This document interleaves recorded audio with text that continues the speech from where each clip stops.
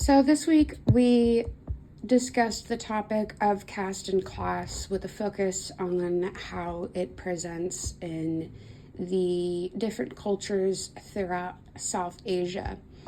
And the differences between what's low class and high class and low caste and high caste. The quick difference between a caste and a class is that a caste is within like a particular group. It is typically also linked to occupation like class.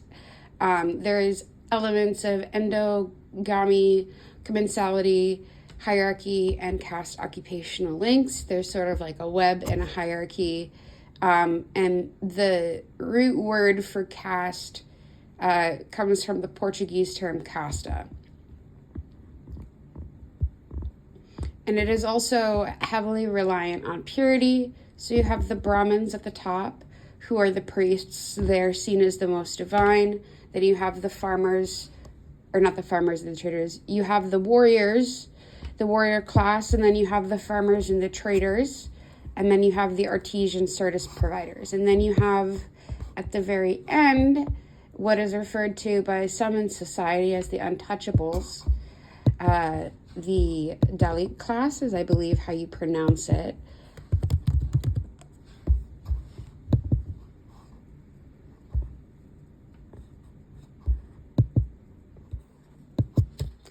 It comes from the Sanskrit word that literally means broken and scattered.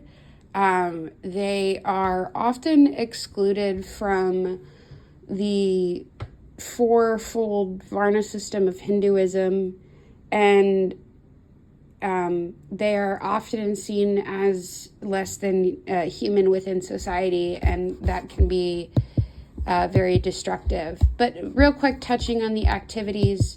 So with the ritual purity model, obviously you would have the priest at the top, and then you would have the warrior class, and then, it would kind of go forth down as the ones who are most pure, obviously with the religious component at the top being the most pure, and people who work with their hands, such as the Dalit tanner or sweeper, being the least.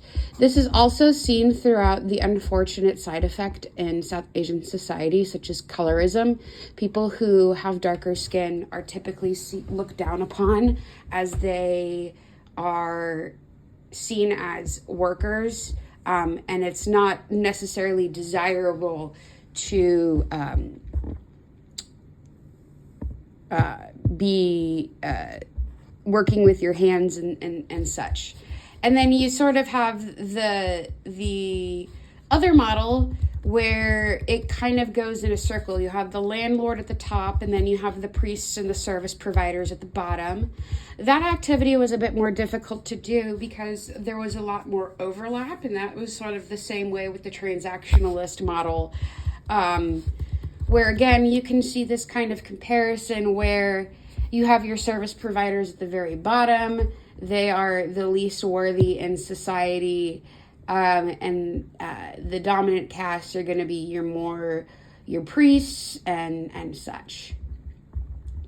And then, when we talk about class, obviously Karl Marx typically comes up, and it's an objective category based upon like categorical ownership. So something like a factory worker, or not a factory worker, a factory owner is going to be at the top of society, whereas a worker is at the bottom of society.